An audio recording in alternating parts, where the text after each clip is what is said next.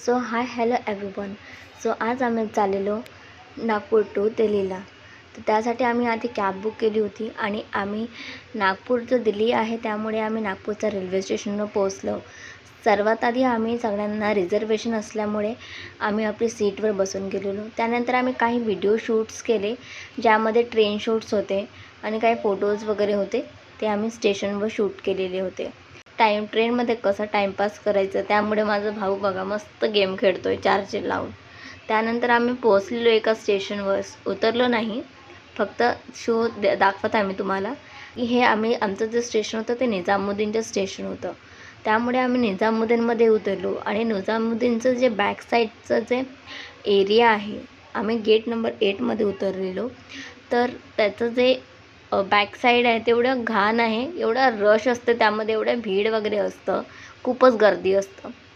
त्यामुळे आम्ही कसंबसं निघालो आणि त्यानंतर आम्ही निजामुद्दीनच्या मेट्रो स्टेशनवर गेलेलो.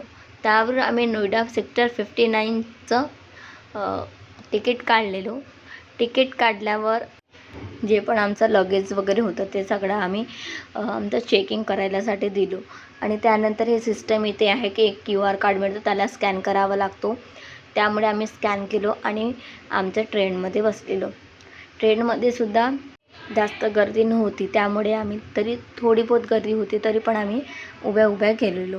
उभा गेल्याच्या नंतर आम्हाला 2 ट्रेन चेंज करावा लागतो. त्यामुळे आम्ही नोएडा इलेक्ट्रॉनिक सिटी ही आम्ही ट्रेन घेतलेली आणि त्यानंतर आम्हाला जिथे जायचं होतं आम्ही तिथे गेलेलो. त्यानंतर आमचे घरची चावी घेण्यासाठी मी माझ्या ताईकडे गेली होती. माझी ताईसुद्धा आणि मीसुद्धा या डिजिटेक कंपनीमध्ये काम करत होतो आधी. ती मला 2 मिनटं सांगून 10 मिनटामध्ये आली. त्यानंतर आली सर्व सरांना घेऊन आली. त्यानंतर आम्ही मस्त बोललेलो, भेटलेलो आणि तिथे वेट करत असल्यामुळे मी इथे फक्त चावी घेण्यासाठी आली होती. त्यामुळे मग आम्ही चावी घेतली आणि मी घराकडे गेली. तर तुम्हाला हा व्हिडिओ कसा वाटला ते नक्की कमेंट करून सांगा. लाईक करा, शेअर करा आणि सबस्क्राईब करायला विसरू नका.